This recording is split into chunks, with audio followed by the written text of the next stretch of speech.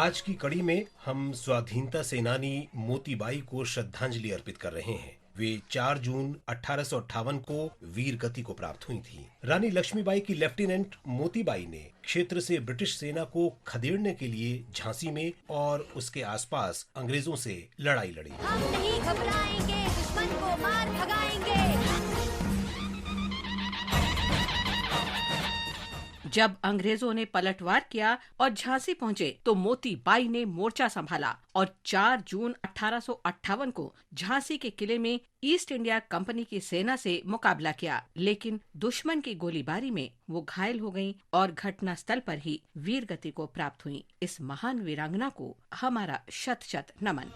सिंहासन हिल उठे राजवंशों ने भ्रुकुटी तानी थी।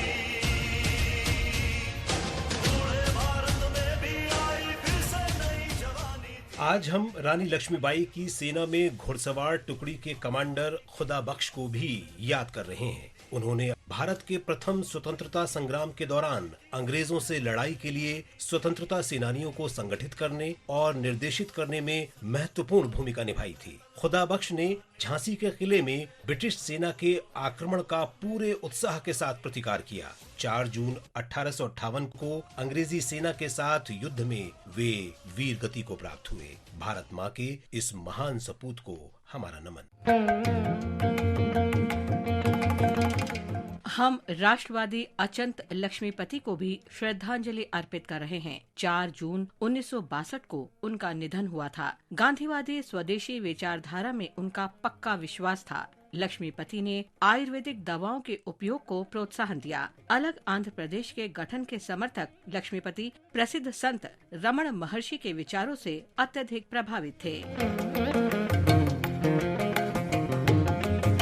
लक्ष्मीपति का जन्म 3 मार्च 1880 को आंध्र प्रदेश के गोदावरी जिले में हुआ था। उन्होंने 1909 में मद्रास मेडिकल कॉलेज से मेडिकल में उपाधि ली। वे वेदों, पुराणों और आयुर्वेद के गहन अध्ययन के उपरांत आयुर्वेद से प्रेरित हुए। लक्ष्मीपति उस समय के प्रसिद्ध वैद्य रत्न पंडित गोपालाचार्य लू के शिष्य बन गए। उन्होंने पूरा जीवन आयुर्वेद को प्रोत्साहन देने के लिए समर्पित कर दिया। वे मद्रास आयुर्वेदिक कॉलेज और त्रिवेंद्रम आयुर्वेदिक कॉलेज के प्राचार्य रहे। प्रसिद्ध आरोग्य आश्रम और अवधि की आंध्र आयुर्वेदिक फार्मेसी की स्थापना का श्रेय भी लक्ष्मीपति को ही जाता है। ब्रिटिश शासन के दौरान आरोग्य आश्रम के निर्माण के लिए मद्रास सरकार ने इस शर्त पर वित्तीय सहायता स्वीकार की कि लक्ष्मीपति ब्रिटिश सरकार के प्रति निष्ठावान बने रहने का आश्वासन देंगे, लेकिन लक्ष्मीपति ने ऐसा आश्वासन देने से मना कर दिया और सरकार ने सहायता का प्रस्ताव वापस ले लिया। लक्ष्मीपति पश्चिमी शिक्षा प्रणाली को भारत के लिए हानिकारक मानते थे। लक्ष्मीपति को न केवल आयुर्वेदिक दवा के प्रभावी होने पर बल्कि आयुर्वेद की विचारधारा और उसकी आध्यात्मिकता पर भी पूरा विश्वास और भरोसा था। उन्होंने आयुर्वेद को सामान्य मनुष्यों तक पहुंचाने का प्रयास किया और अनेक पुस्तकें प्रकाशित की। उन्होंने आरोग्य यात्राओं, फिल्मों के प्रदर्शन, कठपुतली के खेल और आरोग्य गीत गाकर आयुर्वेद को लोकप्रिय बनाया। लक्ष्मीपति ने रोगों का उपचार करने के बजाय लोगों के स्वास्थ्य के संरक्षण पर बल दिया।